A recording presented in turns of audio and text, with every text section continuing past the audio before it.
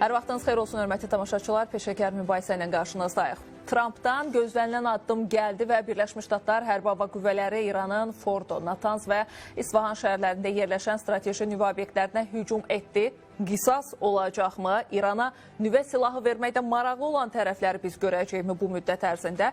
Bütün bu detallar danışacaq. Müharibənin sadəcə hərbi tərəfi yox, həm də siyasi və psixoloji tərəfləri də diqqət çəkir. Yaxın bir saat ərzində peşəkarlarımızla bu məsələləri müzakirə edəcəyik. Bəs qonaqlarımız kimlərdir? Onları sizə təqdim edim. Siyasi şərhçi Talih Əliyev və siyasi şərhçi Sahil İskəndarov həm söhbətimizdə. Xoş gəlmisiniz, hər birinizi salamlayıram.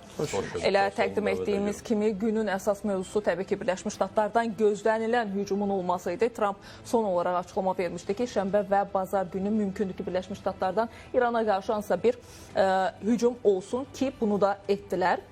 Və önəmli 3 nüvə obyektinə zərbə endirildi. Hətta silahların adları belə hallandı. Ardınca maraqlıdır ki, Trumpdan bir hətta hədə də gəldi ki, hansısa bir formada qisas olsa, bu son zərbənin qat-qat daha ağır bir zərbəni məhz İran görəcək deyə hədələyici bir açıqlaması da var. İndi maraqlıdır. İstəyirəm birinci Birləşmiş Ştatların bu atdığı addım üzərində dayanaq. Çünki mətbuat xidmətindən də bunun yalanladıcı bir açıqlaması da olmuşdu ki, 2 həftəlik bir vaxt verib deyə. Amma bunun əksini biz şənbə-bazar günü üçün proqnozlaşdırılan bir vaxtda hücumu gördük. Nə idi bu, necə deyim, aldatma siyasəti deyə biləcəyimiz?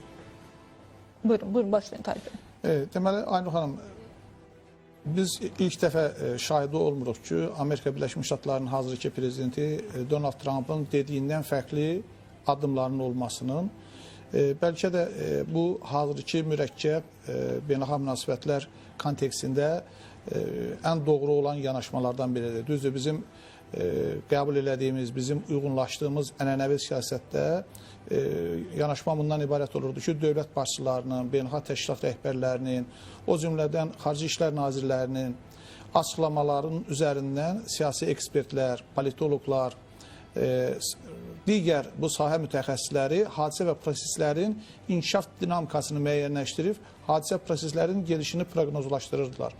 Amma Donald Trump, belə deyək də, o ənənəvi politologiya elminin, siyasi elmin bu fundamental məsələlərin üzərindən xətt çəkdi. Bir söz deyir, başqa bir hərəkət edir. Bunun belə olması gerçəkdən yeni dünya düzəninin yaranması ilə bağlı hazırki həssas dövrlərin, mən deyərdim ki, bəlkə də əvvəlki, yəni 1-ci Dünya müharibəsi, 2-ci Dünya müharibəsi ərəfəsindəki hərəkətlərin təkrar olmamasının göstəricisidir. Çünki biz dəfələrlə şahid olmuşuq efirlərdən hansısa bir münaqişələr arasında paralelliyin aparılması ki, filan vaxtı müharibədən sonra bu hadisələr baş verdi və müharibə öncəsi bu addımlar atıldı.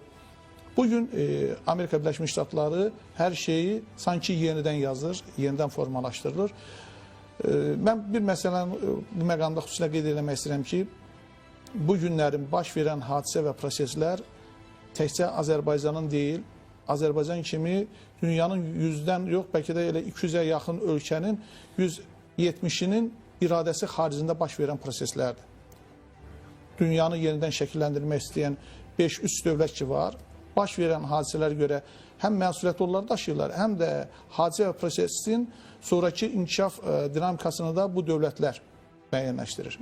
Və bugün Azərbaycan efirlərində və yaxud başqa bir ölkənin efirlərində baş verən hadisə prosesi təhlil eləmək, ola bilər insanlarımızın bir qismi sevdiyi ölkə üçün, rəğbət bəslədiyi ölkə üçün həm də dualar edər ki, tutalım ki, hadisə və prosesin gedişində hərəkətlər bu istiqamətdə cəryan eləsin. Amma mən tam səmiyyətlə deyirəm, bugün təkcə arzularla, dualarla hadisə və proseslərin inkişaf axarını dəyişmək olmur. Bunun üçün soyuqqanlı, bunun üçün daha ayıq və peşəkarcasına hadisə və proseslərin adını düzgün üzərinə qoymaq lazımdır ki, həm də ölkə ictimaiyyəti, bu efirləri izləyən insanlar nəyin baş verdiyini bilsin və ondan irəli gələn addımların atılmasının haqqında düşünsünlər. Bugün yaxın şərqdə baş verən hadisələr, xüsusilə də İsrail tərəfindən başladılan İrana qarşı müharibənin ardınca dünən gecədən Amerika Birləşmiş Ştatlarının bu müharibəyə daxil olması əslində yeni dünya düzəninin formalaşması istiqamətində atılan növbəti, həm də yeni bir mərhələnin başlanğıcı kimi qiymətləndirilə biləcək hadisələrdir. O ki, qaldı Tramp tərəfindən İranın qısas addımları atacağı təqdirdə İranı dünənki hadisələrdən daha ağır nəticələri olan bir vəziyyətin gözlənməsi, belə bir zərb məsəl var, deyir, yetim qarğıya daş atsa atası öləcək, atmasa anası. İran istənilən hərəkətliyi və hərəkətsizliyi Amerika Birləşmiş Ştatlarının və İsrailin ona qarşı növbəti addımlarına səbəb olacaq. Təkrar edirəm, hərəkəti və hərəkətsizliyi növbəti addımların atılmasına səbəb olacaqdır. Siz nə düşünürsünüz Sahil bəy? Trump son açıqlamasında bu hücumdan sonra dedi ki, təyyarələrimiz uğurlu hücum həyata keçirdi. İran hava məkanından təhlükəsiz şəkildə çıxdı. Məqsədimiz Fordo idi. Əsas məqsədlərimizdən biri. Orada hücum etdik. İndi sülh zamanıdır deyə bir açıqlaması. Yəni indi İrandan bir masaya gəlib oturmağı mı gözləyir? Sülh deyəndə nəyi nəzərdə tutur? Əslində İran buna gedəcəkdir. Hətta çox əvvəllər, hələ bir neçə il bundan əvvəl də yeni gəlmişəm, üzr istəyirəm.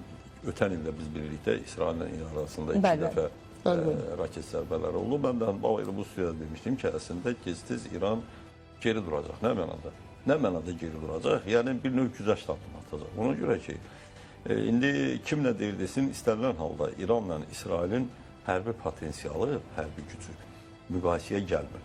Özdə niyə? Söhbət təkbətək müqayisədən getmir də. Sözsüz ki, hamı bilir ki, istənilən halda nəinki Amerika Birləşmiş Ştatları, kollektiv qərb əgər Vaşinqton desə, İrana, İsrailə hansı hərbi dəstəyi, hansı hərbi silah desə verəcəklər. Elə kifayət edir Amerika Birləşmiş Ştatlarının özünü verməyə. İkinci, burada məsələ nədir? Mən açığı, Talib müəllim dedi, hörmət Talib müəllim dedi. Talib müəllim, amma mən düşünürəm ki, bilirsiniz, indiki siyasətdə o alıb aldatmaq söhbəti vəzi, bu tək Trumpla bağlı deyil də. Gəlin, hələ Trumpdan əvvəlki bax. Son 20-30 ildə gəlin, baxaq görək, dünyanın aparıcı dövlətləri və rəhbərləri, hələ Trumpdan qabaqdan danışıram, hələ Trumpdan əvvəldən danışıram. Hansı sözlərin üstə durublar ki, yeri belə deyək də, indi bəzilərinə qəribə gələr, amma mən bilirsiniz nə, doğrudur, böyük siyasətdə həqiqət yoxdur, amma ən azı bir heç olmasa belə deyək də, bir insanın özünün məntiqi var, belə deyək də, bir vicdan söhbəti var. Yaxşı, həmin qərb deyil ki, Sovet hökumətinin son illərdə vəd vermişlər Almaniya birləşəndə ki, NATO Rusiyanın sərhədlərinə doğru genişlənməyəcək. Veriblər də bu sözü. Amma çox təəssüf ki, onu kağız üzərində imzalamamış. Amma bu sözü veriblər. Dəfələrlə də çıxdı, Bill Clinton'ın özünün şeyləri çıxdı, memuarları çıxdı ki, bəli, açıq şəkildə, bəli, Qarbaçova söz verilmişdi, Yeltsinə də söz verilmişdi. Amma nə oldu? Bunu elədilər. İkinci bir tərəfdən, Trump'a gəldikdə, Trump eksentrik siyasətçidir. Amma bir məsələ var. Trump, üzr istəyirəm, səmada formalaşmayıb ki, Trump da yer üzərində formalaşıb da. Yəni elə Trump'ı qoyaq, Trump'la bərabər digər dövlətlərin liderlərində gündə 3-4 dəfə bir-birinə diametral şəkildə zidd olduğu bəyanatlar, zidd verdikləri bəyanatları görməmişik bəyən. Doğrudur, yəni Trump onların hamısından 5 addım irəli gedir. Amma bir məsələ var. Artıq bu nəyə göstərir? Yalta Pastan dünya sistemi, dünya nizamı artıq köhnəlib. Və əslində doğrudan da onun islahatı çoxdan olmalıdır. Əgər iki qütbü dünya məsələsi 91-ci ildə ortadan götürülübsə, deməli o sistem işləməyəcəkdir. Nəysə uzatdılar, gəldi. İndi yeni dünya nizamı formalaşır və indiki dövrlərdə də son 2-3 illikdə də ümumiyyətlə dövlətin, dünyanın aparıcı liderlərinin bütün davranışlarına baxın, heç bir belə deyək də hansısa bir dəyərlərə qiymət vermək, öz sözünün sahibi olmaq məsələsi anlayışları ortadan çıxıb və yeri gələndə bunun hamısını siz gətirməyə bağlıdır. Müasir dövr hibrid müharibələr dövrüdür. Hibrid müharibələr də yalançılığı da nəzərdə tutur, dezinformasiya da nəzərdə tutur. Əşi bir söz var, yaxşı bir söz var deyir. Mən sözümün sahibiyəm, istəyirəm verəm, istəyirəm geri götürəm. İndi təsəvvür edin ki, nəinki Trump'ın açıqlaması. Açıqlama nədir? Əşi, indi götürürlər, artıq dövlətlər imzaladığı kağızları götürüb, çıxıb turluyurlar ki, imzalamamış olun. Yeri gəlmişkən, Trump'dan əvvəlki dövrdə, məsələn, Amerika Birləşmiş Ştatları strateji silahlarla bağlı iki müqavilədən konkret olaraq çıxmadı. 2020 Ukrayna hadisələri başlananda bu dəqiqə yeri gəlmişəm, mən bir məsələni qeyd edim. Bir çoxlarında belə təsəvvür var ki, bu Trump o qədər belə bir hüsn rəğbəti var, alidə olub ki Putinə. Ondan ötürü nə desin? Xeyr, bu dəqiqə Trump'ı əsas düşündürən məqam, qayğılandıran məqam strateji hücum silahları ilə bağlı 3-cü müqavilənin gələn il fevralda başa çatır. Doğrudur. Üzr istəyirəm, Ukrayna münaqişəsi başlayandan birinci Amerika dayandırdı o həmin müqavilənin fəaliyyətini. Sonra Rusiya dayandırdı 2023-cü ildə. Amma bir məsələ var. İstənilən halda formal da olsa hələ ki bu müqavilə var. İndi bunun üstündə baş sındırırlar. BMT artıq özünə əl qatıb ki, artıq 2026-cı fevralda bu müqavilə qutarandan sonra yeri gəlmişkən həmin müqavilənin ümumiyyətlə çıxması daha çox Rusiya xeyridir. Çünki Rusiya ballistik raketlər məsələsində irəlidədir.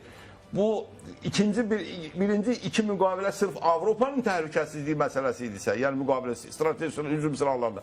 Üçüncü müqavilə birbaşa Amerika Birləşmiş Ştatları təhlükəsizliyi. Nəyə gətirmək istəyirəm? Bu biraz haşiyə çıxır. Demək istədim odur ki, Trump əgər kimsə oturub gözlürdüsə ki, yox, Trump dedi eləməyəcək. Yeri gələndə Trump demədi, 2 həftə veririk. 2 həftə dedi də, mən imkan verəm. Mətbuat xidməti əslində özü demədi. Lap özü dedi. Özü Şəhərlər və Bazar günü üçün dedi. Amma Trump bir söz də demişdi axı ondan əvvəl. Ondan əvvəl 24-48 saat demişdi. Yox, hələ yox, başqa şey deyirəm. Çox şey deyib. Mən İrana 60 gün vaxt verdim. Bəli. İran bizi aldatmaqla boşdur. İndi sabah Trump'a verin sualı, qalib deyəcək ki, onlar bizi 60 gün anlattı, mən sizi 2 həftə anlattım. Yəni artıq bilirsiniz necədir? Böyük siyasətdə haqq ədalət axtarmaq, düzgünlük axtarmaq ümumiyyətlə belə əzələn səhv yanaşmadır.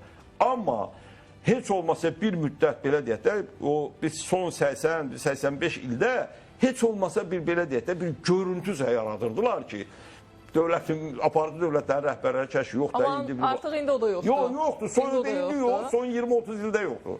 O baxımdan mən düşünürəm ki, mən düşünmürəm ki, Trump gözlənilməz hərəkət edir. Və bir də əsas məqamı deyim mən sizə. Doğrudur, Trump bunu açıqladı. Amma Amerika həmin zərbələrin, bu gecəki zərbələrin, hələ İranın nüvə proqramını belə deyək də, alt-üst elədiyi, mən şəxsən bu bəyanata şübhə ilə yanaşıram. Hələ bu fakt deyil ki, məhz oradakı o obyektlər məhv olur. Aha, amma bu arada elə MAQATE-dən açıqlama gəldi bu hücumun ardınca ki, məhz Birləşmiş Ştatların zərbə indirdiyi o nüvə obyektlərində zənginləşdirilmiş uran var və bununla bağlı da artıq başlayıb sanki biraz narahatlıq doğulmağa ki, həm elə İranın özü üçünmü, həm ətraf mühit üçünmü, hansısa bir təhlükə varmı deyə. Sizcə təhlükə varmı Talib bəy? Yeri gəlmişkən bu hücumda İsrailin iştirakı da təsdiqləndi məhz İsrail ordusu tərəfindən. Ki, biz də iştirak etmişik məhz Birləşmiş Ştatların nüvə obyektlərinə zərbəsində. Belə bir narahatçılığın, belə bir təhlükənin olması ilə bağlı təbii ki, rəsmi məlumatımız yoxdur, amma sosial şəbəkələrdə yayılan İran tərəfinin məlumatlarına əsasən belə bir məlumat mənim nəzərimə daha doğrusu qarşıma çıxdı ki, İran hakimiyyəti Məşhəddə, İsfahanda və Qumda yaşayan əhalini məhz şüalanma riskindən qorunmaq üçün həmən yaşayış məntəqələrini tərk etməyə çağırır. İndi bu nə dərəcədə rəsmi İranın informasiyasıdır, yoxsa ölkə daxilindəki hazırki vəziyyətdən istifadə edərək köç dalğası ilə, çünki Məşhəd İranın ikinci ən böyük şəhəridir, milyondan çox əhalisi olan şəhərdir.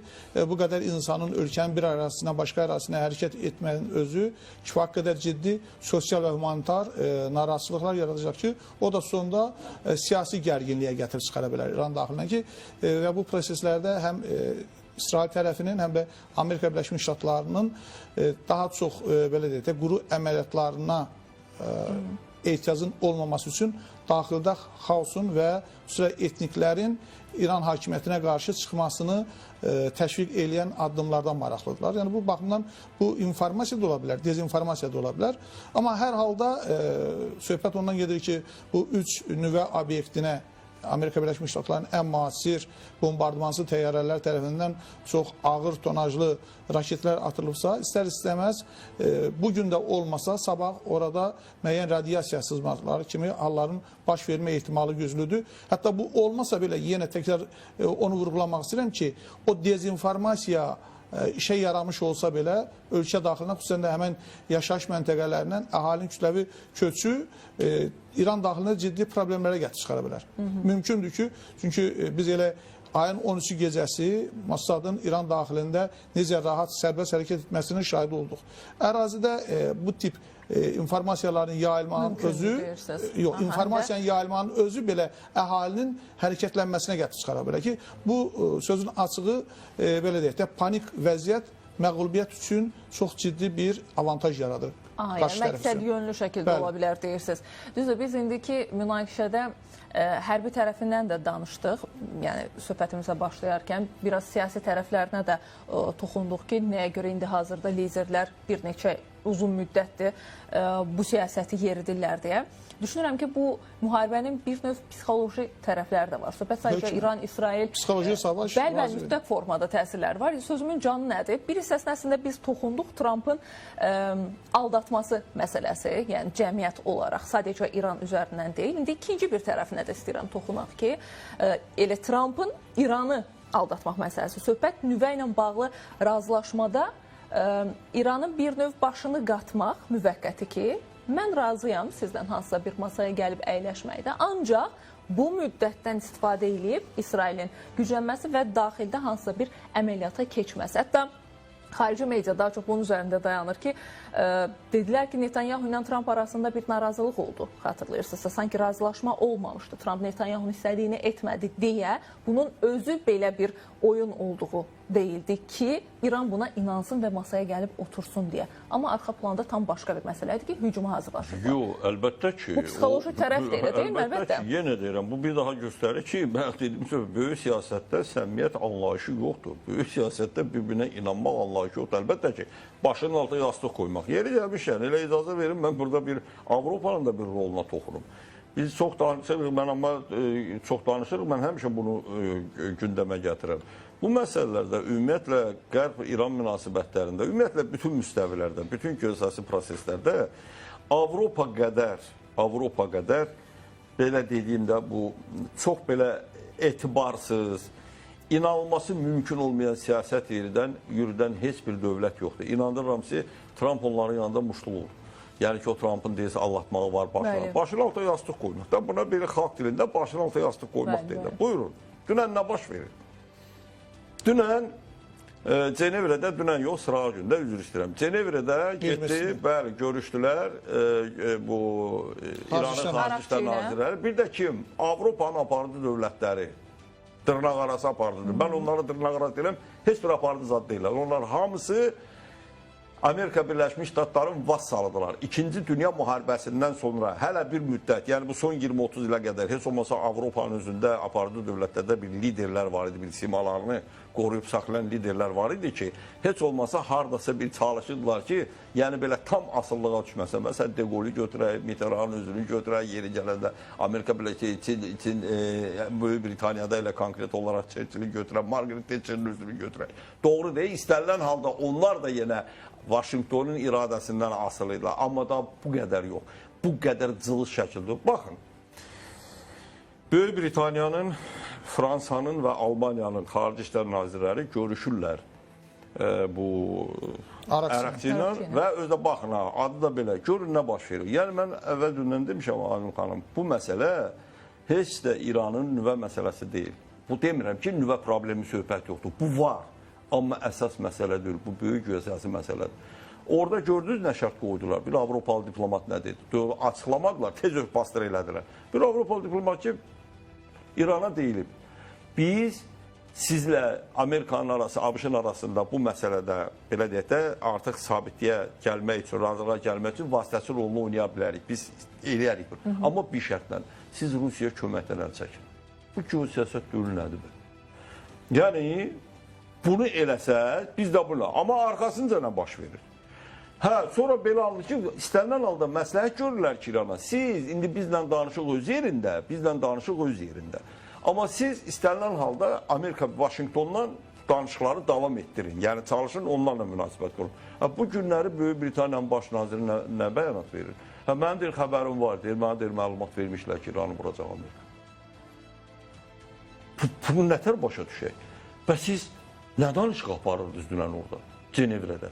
Deməli, alıb-allatmaq söhbəti budur. Baxın, buna gətirəm, başına altı yaxşı. İndi deyirsiniz ki, əlbəttə ki, bu psixoloji məqamda. Amma bir məsələ var. İran ideoloji baxımdan belə deyək də, İranda hakimiyyətin, ümumiyyətlə İran cəmiyyəti ideoloji baxımdan köklənmiş cəmiyyətdir. Amma sözsüz ki, belə məqamlar gələndə ölüm ideologiya deyil də, yəni ölüm heç bir ideologiya baxmır.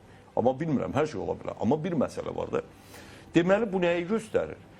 Dünyada heç kim heç kimə inanmamalıdır. Yəni dövlət siyasət, xarici siyasət kontekstində, hə, mənə belə deyirlər, bu psixoloji baxımdan həm də bilirsiniz nədir? Bu psixoloji baxımdan İran hakimiyyətinə də böyük zərbədir, cəmiyyət daxilindən. Ki, başa düşmədim. Yadınıza gəlir, bir dəfə Putin deyir ki, biz 22-ci ildə deyir, bizi allatdılar, nə bilim 14-cü ildə bizi allatdılar. Axırda Rusiya cəmiyyət dedilər ki, başa düşmədim, siz nə tərəfə, siz nə siyasi rəhbər, kim gəlir, siz uşaq kimi alladır.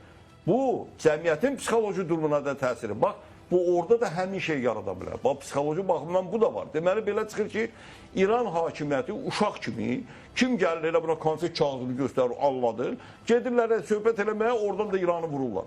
Bu var və belə şeylər əslində cəmiyyətin özünün psixoloji baxımdan və hakimiyyətin özünün daxilində psixoloji problemlər yaradır və sarsıntılara səbəb ola bilər.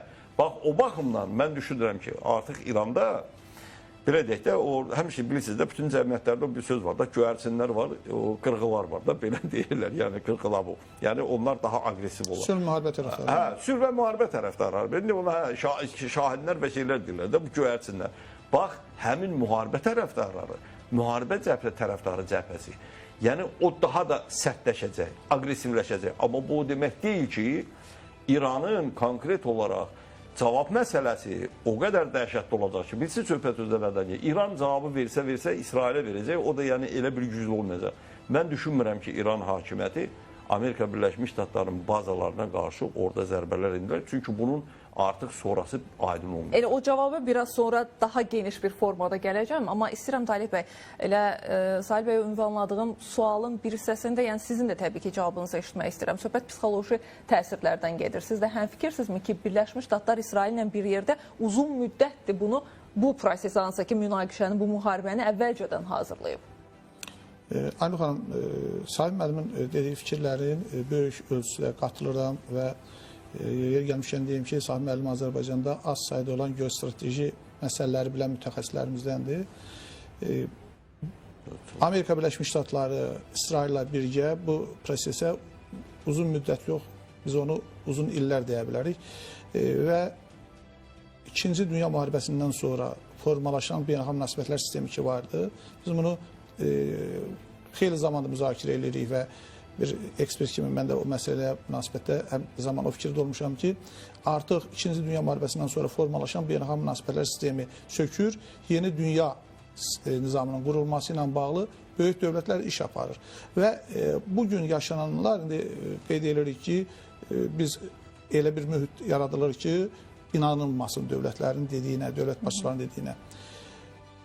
Hər bir ölkənin təhlükəsizlik konsepsiyası və xarici siyasət doktrinası o ölkənin yol xəritəsidir.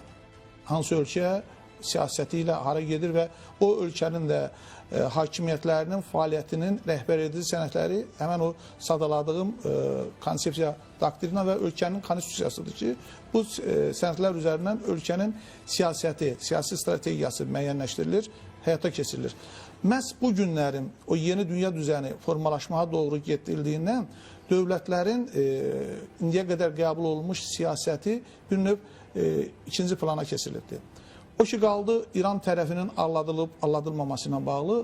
Mən deyərdim ki, hər üç tərəf, yəni Amerika Birləşmiş Ştatları və İsrail birlikdə, İran tərəfi də birgə aparılan nüvə danışıqlarında da, ondan əvvəlki müzakirələr mərhələsində də, sonraki, hətta hazırda belə deyək də 2 gün bundan öncə Avropada aparılan o danışıqlarda, Araqçının keçirdiyi görüşlərdə də tərəflər vaxt tutmaq istəyir.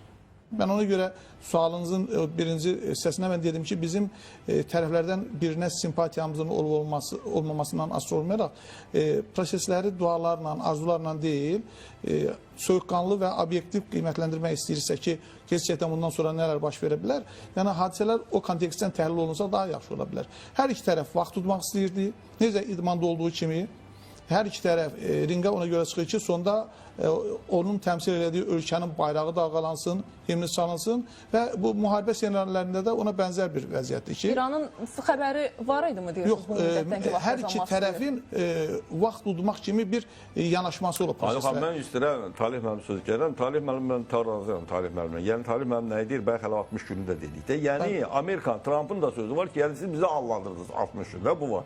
Fikrim çatdı nədir? Talih müəllim onu deməsi. Mən tam razıyam. Yəni, söhbət son 2 günü demir də. Yəni, bu prosesə biraz gen planda baxmaq lazımdır. Yəni, hamı bir-birini anlatmağa çalışır. Yəni, bu mərhələdə də psixoloji savaşın olmaması təəccüb doğurardı. Çünki indiyə qədər bütün müharibələr, hətta qılınc qalxan dövründən bu günə qədər müharibənin bir elementi də psixoloji savaş elementi olubdur ki, bu günlərində biz elə onu sonuncu müharibə faktı kimi İranla İsrail, Amerika Birləşmiş arasında yaşanan müharibə gedişində də görürük. Mən yeri gəlmişəm, psixoloji savaşa bir şey də əlavə edeyim. Baxın, istər tərəf, hansı tərəf olsun, istər İsrail tərəf, istər İran tərəf, istər Amerika Birləşmiş Ştatları, hamısının bəyanatlarına baxın. Vurduq, məhv elədik, biz belələdik, amma hələ heç kim onu dəqiq məsələn gedib bilmir ki, orada daha çox da belə deyək də, özünün mövqeyini belə gücləndirir, güclü kimi göstərmək həvəsi də var. Bu bir mənalıdır. Yeri gəlmişəm, mən nəyə görə bayaq o söhbət dedim ki, Trump dedi ki, bəli, biz artıq məhv elədik. Mən açığı bu bəyanata şübhə ilə yanaşıram. Bilirsiniz nəyə görə? Ola bilər, yenə deyirəm, yeri gəlmişəm, MAQATE açıqlama verdi ki, biz hələ orada radiasiya sızması qeydə alınmayıb. Yəni, biz məlumatı deyil. Sadəcə zənginləşdirilmiş uran var, deyir. Var, amma indi söhbət nədən gedir? Mən yenə bayaqları dedim ki, əslində o elə bir yerdədir ki, onlar elə bir, o qədər 90 metr dərinliyində. Mən yenə deyirəm, bir çox mütəxəssislər hətta bunu şübhə altına alırlar ki, hələ bilmək olmaz, yəni o bombalar məhz həmin o obyektləri məhv eləyə bilib, yoxsa yox. Məsələn, İran tərəfi bəyanat verir ki, orada bir cüzi deformasiya olub. İndi doğrudur. Bax, bu da artıq bu hibrid və psixoloji müharibə elementidir. Yəni, dünya göstərmə, cəmiyyətə göstərmək istəyirlər, şimdi, nilər eləsinlər. Təsir olmayacaq. Amma yeri gəlmişən, üzr istəyirəm. İranın Atom Enerjisi, Energetika Qurumu, bir də yeri gəlmişən İran Dövlət Televiziyasının sədrinin müavini açıqlayıb ki, mən onların hamısı səhər baxdım, onlar deyir ki, əslində orada heç bir, belə deyək də, bizim üçün zərər də yoxdur. Çünki güya, bilmirəm, indi yenə deyirəm, bu bəyanatdır, psixoloji məqamdır bu da. Onsuz da əvvəlcədən oradan artıq çıxarılmışdı o yerlər dəyişmiş. İndi görürsünüz, indi burada ya Talih müəllim, ya mən, ya siz indi kim gedir bunu bir mənalı şəkildə deyil. Bax, söhbət bundan gedir. Bax, psixoloji məqamlardan biri də budur və yeri gəlmişdən bir nümunə də gətirim. Yadınıza gəlirsə, hələ Trump'ın ilk dönəmində, prezidentlik dönəmində, yadınıza gəlir bir dəfə bir axşama 60-70 tamaqaf buraxdılar Suriyə. Hə, Trump orada bəyan verdi ki, məhv elədik, orada nə bilim, nəyə məhv elədi? Heç də məhv eləmədi axı. Hələ o tamaqafların da nə qədər boşa çıxmışdı. Ondan sonra hələ Bəşər Əsəd da hakim. Yadınıza gəldi bunlar hamısı. Yenə deyirəm, özdə biraz da Trump eksentrik siyasətçi kimi, biraz da bunda belə bir... Yenə deyirəm, amma bu da indiki böyük siyasətdə, bu da vacib yəqin elementlərdən biridir. Onların ki, istifadə edirlər. Evet. Bu arada gələk indi İrandan cavaba. Hər halda çox ölkənin diqqətindədir. Elə sadəcə ölkə rəhbərləri deyil, ümumiyyətcə demək olar ki, dünya əhalisinin diqqətindədir ki, İrandan bəli, hansısa bir formada cavab gələcək mi, yoxsa yox və bu cavab hansı formada olacaq ki, ilkin variantlardan biri elə Səpahın Hərbi Dəniz Qüvvələri Komandanından bir açıqlama gəldi ki, biz bir neçə saatlıq müddətdə, yəni bir müddət ərzində Hörmüz boğazını bağlaya bilərik deyə ilk açıqlama budur. Yəni ilk addım kimi bunu biz gördük İrandan. Buna gediləcəkmi və gedilsə İranın itkiləri nə olacaq və ya İranın başı daha çoxmu bəlaya girəcək? Söhbət neftin ötürülməsi baxımından həm İranın özünün itkisi, həm oradan istifadə edən ölkələr baxımındanmı? Aynur xanım, məncə Səpahın bu bəyanatı psixoloji savaş elementi kimi mühümdür. Həm İran cəmiyyətinin daxilində belə panik vəziyyətdə olan xalqı sakitləşdirmək, ruhlandırmaq, ümidləndirmək baxımından, həm də düşmən cəbhəsində ajitaj yaratmaq, panik durum yaratmaq baxımından. İran tərəfi belə bir addım atarsa, çox qısa bir zaman ərzində elə məhz Oman körfəzində, Ərəb dənizində artıq belə deyək, lövbər salmış Amerikanın hərbi donanması ildırım sürəti ilə Bəndər Abbas istiqamətindən tutmuş, daha Hörmüz boğazına qədər İran sahillərinə çıxa bilər. Hətta belə deyək də, belə bir addımın atılması Hörmüz boğazına tamamilə təhlükəsizlik qazandıra bilər ki, Amerika Birləşmiş Ştatlarının hərbi donanması həmən istiqamətdə İranın dəniz qüvvələrini tamamilə zərərsizləşdirməklə o əraziyə legitim nəzarəti ala bilər. Yəni bu baxımdan mən Hörmüz boğazının bağlanılmasını İranda belə deyək də ən ağır ssenarilər baş verərsə o zaman gerçəkləşə biləcəyi qənaətindəyəm. Amma İran bu mərhələdə nə addımlar ata bilər? Xüsusilə də yaxın şərqdəki Amerika hərb bazaları olan ölkələrdə və həmin hərb bazaları yaxın olan ərazilərdə şübhəsiz ki, Sepahında, Efelatında özünə məxsus agentura şəbəkəsi var. Həmən ərazilərdən biz Amerikaya qarşı belə deyək də diversiya əməliyyatlarının şahid ola bilərik.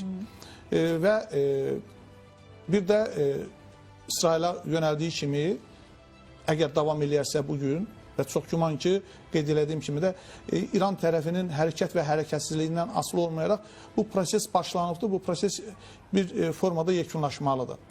Prosesin çox uzanması Amerika Birləşmiş Ştatları tərəfinə, xüsusilə də İsrail tərəfinə daha böyük xərclər və mən deyərdim, həm də əsəb müharibəsinin sonuçlarını ağırlaşdıracaq bir məsələ gətirə bilər. Bugün artıq bir həftəyə yaxındır ki, ayın 13-dən bu yana, hələ həftəni də keçir, İsrail xalqı, Yahudi xalqı bunkerlərdə yaşayır. Bəli. Yəni bunun özü nə qədər təhlükəsizlik baxımından vacib olsa da, amma normal yaşam tərzi üçün çox ağır bir yaşam şəraitidir. Ona görə bunun çox da uzanmaması gərəkir. Daxildəki belə deyək də sabitliyin, xalqla İsrail hakimiyyətinin, həmrəyliyinin, birliyinin qorunub saxlanması baxımından. O cümlədən İran tərəfinin özü üçün də hazırki durum heç də belə deyək də o qədər ürəkaçan vəziyyət deyil. Çünki İranın bu günlərim demək olar ki, daxili infrastrukturunda ciddi çatlar baş veribdir. Məşhəd kimi, Qum kimi, İsfahan kimi şəhərlərdə, hətta ayrı regionların özündə də ki, bir çox şəhərlərində əvvəlcə İsrail aviasiyası tərəfinə vurulubdur və son bu şəhərlərdə də Amerika Birləşmiş Ştatları tərəfindən. Yəni artıq yerli idarəçiliyin özündə problemlər yaşanıbdır. Bugün İranda yuxarı hakimiyyət vəzifələrinə gedən insanların özü ölümü kölgə kimi özlərinin arxasınca süründüyünü görürlər, hərəkət etdiyini görürlər. Yəni bu heç də mən deyərdim ki, arzu olunan bir senaryo deyil ki, bu uzun müddətli qalsın. Davam eləsin. Amma burada bir fikir də var idi ki, elə müharibənin ilk başladığı gündən bu rəsmi bir açıqlama deyildi. Xarici media dedi ki, 2 həftəlik bir müddət verilib İsrail tərəfdən. Təbii ki, yenə deyirəm, rəsmi açıqlama deyil. Ancaq görünür ki, 2 həftə ərzində bunu tamamlamaq ya da davam etdirmək də mümkün ola bilər. Zahir bəy, sizin cavabınız düzdür. Az öncə qeyd etdiniz ki, düşünmürəm ki, İran belə bir səhvə etsin də cavab versin Birləşmiş Ştatlar. Ancaq deyək ki, verdi. Çünki gücü yoxdur onun. Bəli. İndi hansı formada ola bilər? Deyək, hərbi ya da ki, qeyri-hərbi. Mən dedim, yox, Amerika ilə də İsraili vurmaqla da başqa söhbət olaq deyil. İsrail'ə, indi yeri gəlmişkən, bugün səhər artıq məlumat var ki, İsrail, belə İran İsrailə zərbələr endirib, açıqlayıblar ki, ilk dəfə balistik raket istifadə edərək Heybər balistik raketi vurublar.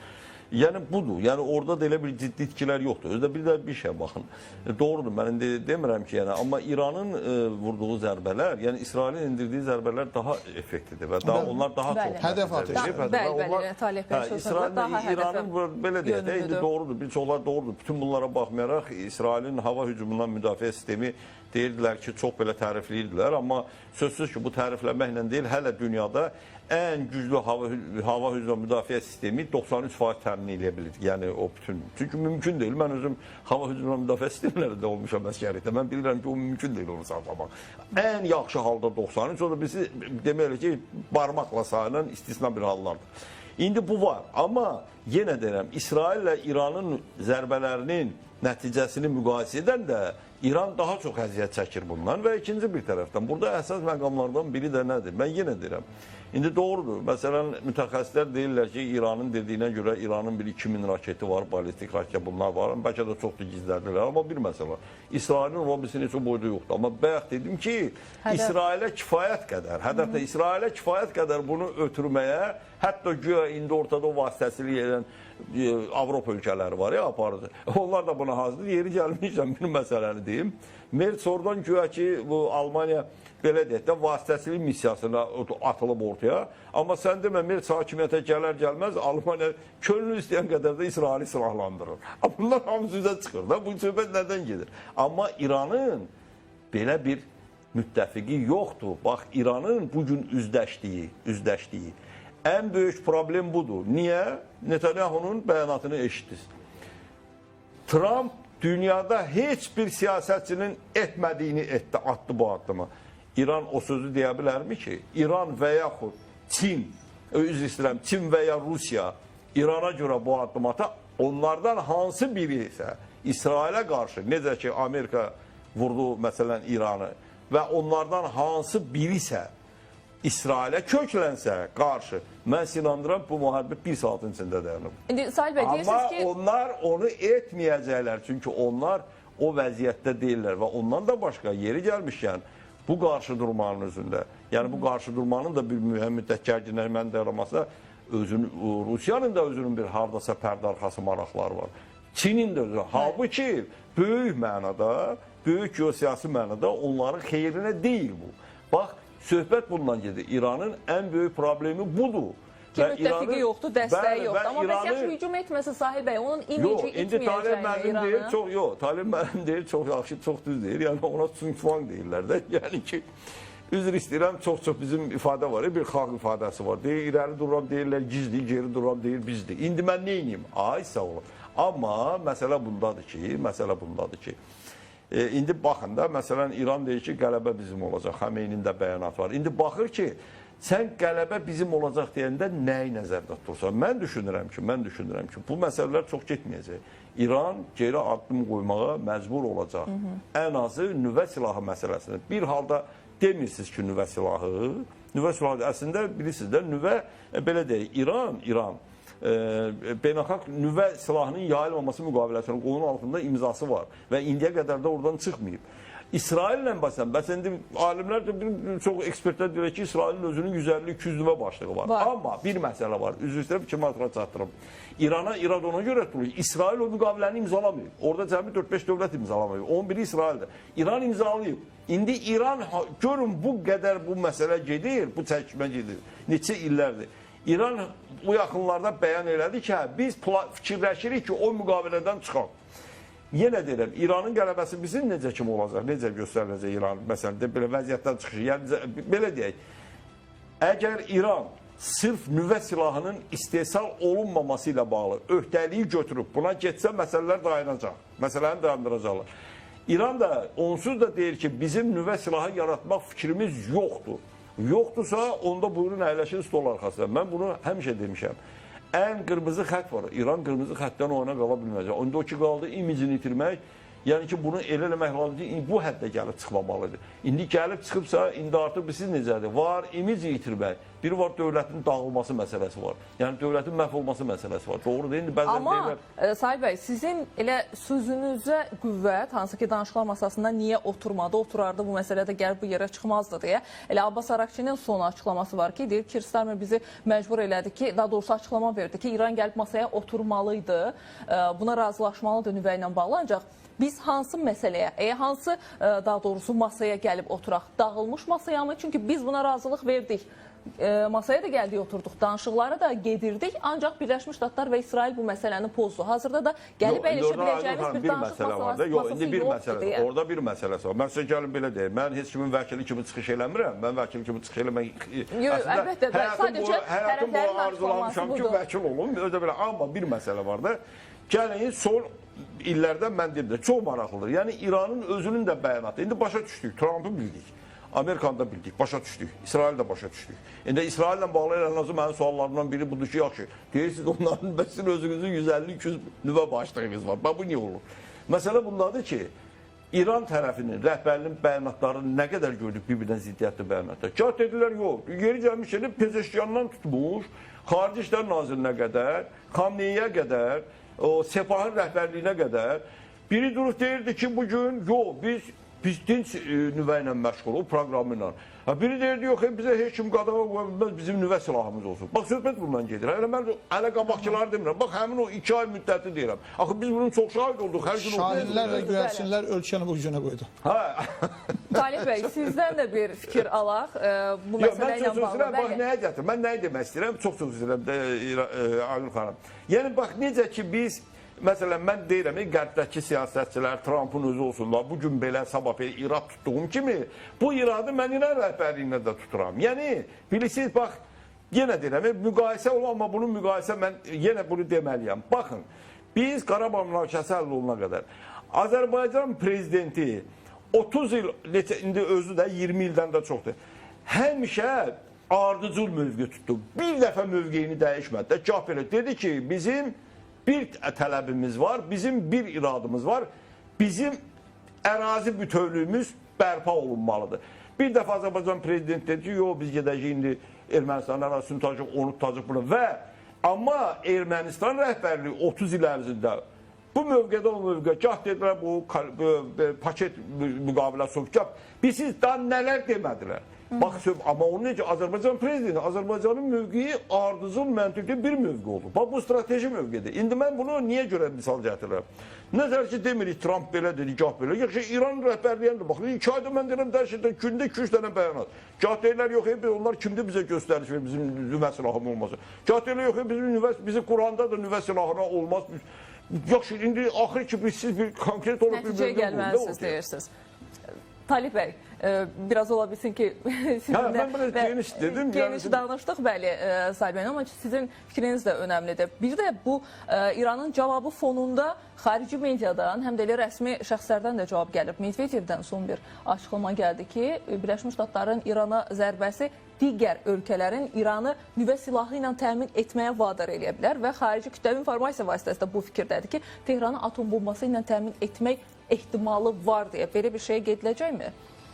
Mən sözün açığı İrana nüvə silahının verilməsi versiyasını inandırıcı saymıram. Amma müharibə coğrafiyası genişlənərsə, hansı ki o da bugün ehtimalı azdır. Söhbət Rusiyanın və Çinin İranı birbaşa açıq formada, necə ki Amerika Birləşmiş Ştatları İsraili dəstəklədi. Bu formada dəstəkləməsi ehtimalı az olduğuna görə deyirəm ki, yalnız o halda nüvə İrana verə bilər və tərəflər özünün belə deyək də seçimini etmiş olduqdan sonrası heç o nüvəni İrana verməyə ehtiyac deyil. Özləri də o nüvədən istifadə edə bilərlər. Yəni o baxımdan əgər belə deyək də bu günlərin artıq İsrail-İran müharibəsinin, İsrail-Amerika Birləşmiş Ştatları və İran müharibəsi formatına keçən müharibədə biz bu müharibənin həm də Çin və ya Rusiya müharibəsi formatına dəyişməyəcəyi təqdirdə müharibədə nüvə silahından istifadə olunması real görünmür. Nüvə silahından istifadə etmək ehtimalı hələ də Avropadakı müharibə bölgəsində mövcuddur. Çünki Ukrayna tərəfinin müharibənin gedişində hər hansı növbəti bir uğurlu hərbi əməliyyatlar apararsa, o zaman nüvə dövləti olan Rusiyanın dəfələrlə bəyan elədiyi kimi ilkin mərhələdə taktiki nüvə başlığından və buna adekvat cavab Avropa, NATO tərəfindən verilərsə, o zaman daha strateji nüvə silahının işə düşmə ehtimalı yarana bilər. Və qeyd edeyim ki, İran ətrafında baş verən hadisələrin fonunda Rusiya-Ukrayna cəhbəsində Ukraynanın əhəmiyyətli qələbəsi olarsa, o zaman Rusiya tərəfindən elə bir nüvə silahından istifadə olunma riski yarana bilər. Çünki Rusiya da çox yaxşı anlayır. Maraqlı ki, Medvedevin açıqlama verməsi, bu cür açıqlama verməsi əslində maraq doğurdu. Bəli, yəni mən yenə təkrar qeyd etmək istəyirəm ki, o nüvə başlığı Rusiya tərəfindən bir gün İrana verilərsə, bu elə zaman-zaman Rusiya rəsmilərinin, elə Medvedevin özünün də elan elədiyi kimi ki, əgər kimsə Ukraynaya uzaq mənzilli silah verəcəksə, bu həm də o ölkənin Rusiya müharibə elan eləməsi deməkdir. Əgər Rusiya tərəfi belə bir nüvə silahını İrana verərsə, bu artıq Rusiyanın özünün İsrailə və Amerikaya müharibə elan eləməsi anlamına gəlir ki... Bəs yaxşı, qarşı-qarşıya gələrmi sizcə İrana görə Rusiya? Bu arada Arakçı da Rusiya səfəri gözlənilir, o görəcək danışmaq məqsədi ilə. Sayın müəllim qeyd edirdi, Trump'ın siyasəti ilə bağlı. Siz diqqət edirsiniz son zamanlar, xüsusən də axırıncı telefon danışıqlarında, hətta Rusiya, Ukraynada, Amerika Birləşmiş Ştatlarının isə İranda mövqelərinin gücləndirilməsinə bağlı müəyyən bazarlıq söhbətlərinin getməsi məsələləri də vardı. Və bu son 9 gün ərzində, yəni İran müharibəsi başlayandan sonra Rusiya-Ukrayna cəbhəsində Rusiyanın yeni əraziləri işğal eləməsi kimi məlumatların yayılması faktı onu göstərir ki, Molla Nəsrəddin demişkən, görünür Trump növbət dəfə Putinə bir göymüncuq verir və onu Ukrayna cəbhəsində biraz da həvəsə gətirməklə İrandakı məsələləri Rusiya qarışmadan bitirmək istəyir. İndi onu necə bitirəcəkdir, necə yekunlaşdıracaqdır, onda hadisə və proseslərin gedişi göstərəcəkdir. Yeri gəlmişkən, Talih mənim toxunduğu sonuncu məqamla bağlı. Yəni, Ukrayna, belə deyək də, dörd bucaq deyək də, Amerika, Rusiya, Ukrayna, İran. Yəni, bu sövdələşmə məsələsi, bu çox inandırıcı gördüm. Niyə? Mən də razıyam, nə məsələ. Baxın, həm bir növ Trump'ın xüsusi elçisi kimi, həm Ukrayna məsələsi ilə, həm də İran yaxın şərq məsələsi ilə məşğul olan eyni adamdır. Steven Witkoff'dur. Yəni, elə məsul gəlib, bu sövdələşmələr istisna deyil. O ki, qaldı Medvedevin deməni. Saməd, sözünüzə qüvvət, həmən o nümayəndələrin Belarusiyada... Bəli, Tixanovskinin də buraxılması, bəli, ay sonu yaxşıyanmasalınız. Bu da həmin bax sövdələşmənin bir tərkib hissəsidir. Amma görünür sözsüz ki, Rusiya məsələn heç vaxt razılaşmaz ki, onun strateji müttəfiq olan İran ümumiyyətlə bir dövlət kimi parçalansın və yaxud da ki, orada indi hakimiyyət rejimi necəsə dəyişsin, dəyişməsin, bilmirəm. Amma yəqin ki, haradasa bir qırmızı xəttə qədər, yəni o sövdələşmə var. Çünki mən bunu əvvəldən də dedim ki, çünki əslində heç İranın nüvə silahı əldə etməsi Rusiyanın da istəyində deyil. Doğru istəyir ki, yəni İran yeri gələndə hələ bəzən pərdə arxası məqamlar var da. Məsələn, indi birini, bax gəlin birini deyək. Niyə məsələn o strateji tərəfdaşlıq haqqında, məsələn, strateji tərəfdaşlıq haqqında hərbi İran parlamenti hadisələrdən başlayandan 2 gün sonra, 3 gün sonra bunu təsdiqlədi. Halbuki Rusiya bunu çoxdan təvəl yeri gəlmişlər. O vaxtı məhz orada hərbi dəstək məsələsində o müqavilə, məhz İran razılaşmamışdı ona. Çünki İran danışıqları aparırdı. Qorxdu ki, onda əgər o razılaşma, o məqam orası alınsa, İsrail, Amerika artıq çoxdan bunu eləyərdilər. Amma Araqçı maraqlıdır ki, indi Rusiyaya səfərləyəndə o cümləni işlətdi ki, bizim aramızda strateji əməkdaşlıq var. Putin də bunun əksini verir. Yəni, məsələn, hərbi dəstək etməyəcəm. Orada hərbi dəstək yoxdur. Orada İran razı. Yeridə onu İran özünə... Nəyə görə gedir? Ona İran razı özü... Başına gələn başması o artıq gecdir. Söhbət bundan gedir və ikinci bir məqam var. O ki, qaldı Medvedevin demənə. Mən açıq indi kim necə deyir başa düşsün. Mən Medvedevin bəyanatlarını o qədər də belə deyəndə ciddiyə almıram. Çünki Medvedev artıq doğru deyil. Məsələn, belə bir təşkilatda katibidir. Amma o daha çox artıq blogerə çevrilib. Mən sizə tam səmimi deyirəm. O təkmidi öyle. Ukrayna o bütün bəyanatlarını oxursan, baxırsan belə də bir həftə 89 bəyanat verir. Bloger səviyyəsində özü çox vaxtda İnanırsınız, bəzən belə deyək də, heç o səviyyədə siyasi rəsminin leksikonuna yaraşmayan ifadələr işlədir. Elə yeri gəlmişəm, bu da bax, həmin indiki müasir siyasətin çox negativ məqamlarından biridir, böyük siyasətin. Mən tam səmimi deyirəm, ona görə biz elə nüvə silahı dım-dım halvası da elə, götürdüm, istədim ona verdim, götürdüm, istədim buna verdim. İndi hörmətli Talih müəllim toxundu burada, bəli. Rusiyanın nüvə doktrinasında artıq son dəfə, son 2 dəfə dəyişiklik olub, özdə daha sərt dəstək. Amma bütün bunlarla bərabər Putinin bəyanatlarına fikir verin, o qədər bu məsələyə həssas, belə deyək də, yanaşma sərgiləyir, ifadə bəyanatlar verir ki, yəni hamı başa düşsün ki, doğrudur, yəni Rusiya bunu deməlidir. Amma yəni hamı anlasın ki, bu o demək deyil ki, elə Putin gecə gündüz oturub elə fürsət gözləyir ki, bu qırmızı düyməni bassın. Yəni söhbət bundan gedir. Bu elə belə asan məsələ deyil. Götürdüm, mən ona verdim nüvə silahını. Üzr istəyirəm. Bir vaxtlar var idi, bizdə bir nəfər deyirdi ki, maşınımın bagajında 2 dənə atom bombası var. Olub, mən bu dövrü, bəli, yaşamışıq bunu, nəysə, olub. Husilər nəyi dəyişdirə bilər, Talih bəy? Mən hesab eləmirəm ki, Husilərin, belə deyək də, bu müharibəyə qoşulması, müharibənin gedişində ciddi hansısa dəyişikliklər baş versin. Yəni, İranın vəziyyətinin yaxşılaşdırılması və yaxud İsrailin və Amerika Birləşmiş Ştatlarının vəziyyətinin pisləşməsi.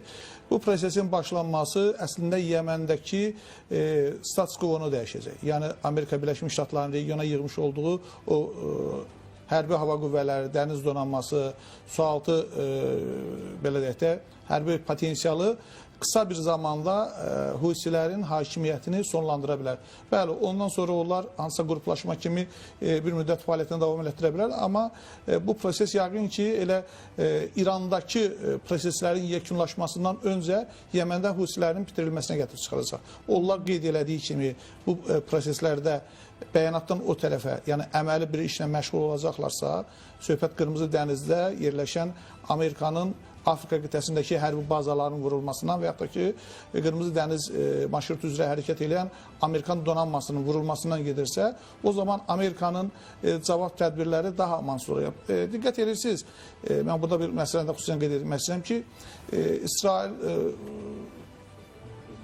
üzərinə belə deyək də, aviasiyası ilə, raketlərlə hücum edən Husilərə qarşı güya Amerika Birləşmiş Ştatları blok yaratdı. Böyük Britaniya, Amerika Birləşmiş Ştatları xeyli belə deyək, aparılan həyatdan sonra axırda Amerika Birləşmiş Ştatları kimi ölkənin Trump kimi lideri heç bir nəticə əldə eləməklə Husilərlə razılaşdı ki, biz geri çəkildik. Bax, bunlar bayaq qeyd elədiyimiz psixoloji savaşın tərkib hissəsidir ki, düşməni arxayın salmaq. Biz bunu Babək filmində şahidik, tarixin müxtəlif gerçək hərbi qarşıdurmasında ki, düşməni arxayın salmaqdan ötəri bəzən geri çəkilmələr. Hətta qaçırlar, o da düşmən də düşür bunu ardınca. Həmən o ateşkəs, mən dərdim Husiləri yox, İranı özünə əminlik yaratmaq idi ki, daha o bayaq qeyd elədiyimiz şahinlər və güərçinlər siyasətindəki bir tərəfdən normal danışıqlara hazır olduğu halda xüsusilə də hərbi qanadın daha sərt bəyanat verməsinə, bunların hamısı necə ki, belə deyək də, bir adi cinayət işində cinayət işi üçün material kimi sənədə işlənilirsə, belə şeylərdə müharibənin başlanması üçün səbəblər toplusuna əlavə olunan faktlardır və faktorlardır ki, bəli, biz ona görə bu addımları atmaq məcburiyyətində qaldıq ki, qarşı tərəfin hərbi elitası təhdid edirdi İsraili. Yer üzündən siləcəmlə, Amerika Birləşmiş Ştatlarının yaxın şərtdəki bazalarını bir anda hamısını vuracamla. Yəni, bunların hamısı zaman-zaman deyilibdir. Və hesab edirəm ki, bunun deyilməsinin həm də cəsarətləndirən səbəblərdən biri də Husilərlə Amerika Birləşmiş Ştatları blokunun arasında uğursuz əldə olmuş razılaşma kimi görüntülər idi. Yəni, bu yenidən Husilər elə bir adım atacaqsa, çox qısa bir zamanda biz Yəməndəki Husi hakimiyyətinin sona varacağını şahid olacaq. Son 2 dəqiqəmiz qaldı, Sahil bəy, sizin də fikriniz. Yox, sözsüz ki, mən də Husilərin bugün o bəyanatını oxuyanda yenə deyirəm, mən özüm təəccüblənmədim, yenə deyirəm də bu psixoloji bir qarşı durmadır, yenə deyirəm də hibrid müharibələrdə, yəni özünü zorlu göstərməzə. Yəni Husilərin nə dərəcədə gücü var ki, yəni durub orada Amerika Birləşmiş Ştatlarının hərbi bazasına hücum eləsənlər. Əslində mən bir şey deyim ki, Amir xanım, əgər tarixi vərəqləsə baxarıq ki, Rusiyanın, üzr istəyirəm, Amerikanın hərbi dəniz donanmaları ümumiyyətlə beynəlxalq siyasətdə özünə məxsus yeri var. Yəni onlar çox belə güclü aktörlardır və ümumiyyətlə tarixdə bir dəfə oldu da o Yaponiyada hücum oldu Pearl Harbor'da. O da hələ yeri gəlmiş ki, indiyənə qədər hələ mübahisələr səngimir ki, orada da Amerika Birləşmiş Ştatlarının məsələn o vaxtda Franklin Roosevelt'in özünün oyunuydu ki, Amerika yəni müharibəyə qoşulsun. Çünki Amerika cəmiyyətinə göstərmək lazım. Yox, biz niyə görə müharibəyə qoşuluq Cənnət müharibəsinə? Bax, söhbət bundan gedir. Ona görə ondan başqa da nə bilim durub Amerika Birləşmiş Ştatlarının, yəni mən hələ elə bir fakta rast gəlməmişəm ki, kimsə gəldi, bombaladı, nə bilim zərbə vurdu. Məhz söhbət mən nədən danışıram? Hərbi dəniz bazalarından gedirəm. Hərbi dəniz bazalarından danışıram. Yəni bu elə bir asan şey deyil. Husilərin də nə qədər gücü olacaq? Husilər orada doğrudur. Amma burada bəli, mən də razıyam. Özdə söhbət yalnız müharibələrdən getmir. Yadınıza gəlirsə, Trump'ın hələ birinci hakimiyyəti dövründə də Şimali Koreyanın belə eləyəcək, elə eləyəcək. Amma sonra çox qəribə şəkildə biz onları görürük ki, onlarla da barışlı dil də tapdı. Amma doğrudur, orada da çünki risklər hesablanmışdı. Cənubi Koreya söhbəti var idi ona görə. Çin məsələsi var idi ona görə. İndi burada da əlbəttə ki, indi bəziləri çoxları fikirləşir, buna baxıyor, Amerika Birləşmiş Ştatları geri çəkildi. Amerika Birləşmiş Ştatları heç vaxt geri çəkilmir. Sadəcə taktikanı dəyişir. Baxın, indi bir çoxlardır. Əfqanistandan çıxanda hamı gülürdü, məqsədiyə qoymuşdu Rusiyanın özündə. Hə, bu qaçdılar, qaçmadılar. Talibanla deyirlər ki, Ukrayna məsələsi gəlirdi qabaqda. Ona görə bunu elədilər. Ukrayna gəlirdi və arxasınca da gördünüz nə baş verdi. Və söhbət bundan gedir. Yəni Amerika heç yerdən ay durdum qaçdım, ay nə bilim, elə söhbət yox. Onların hamısı gedişlərdə şahmat oyunu hesablanıb, harda nə etmək lazım. İndi hə, Husilər gəlib Amerikanı orada məğlub edəcəklər.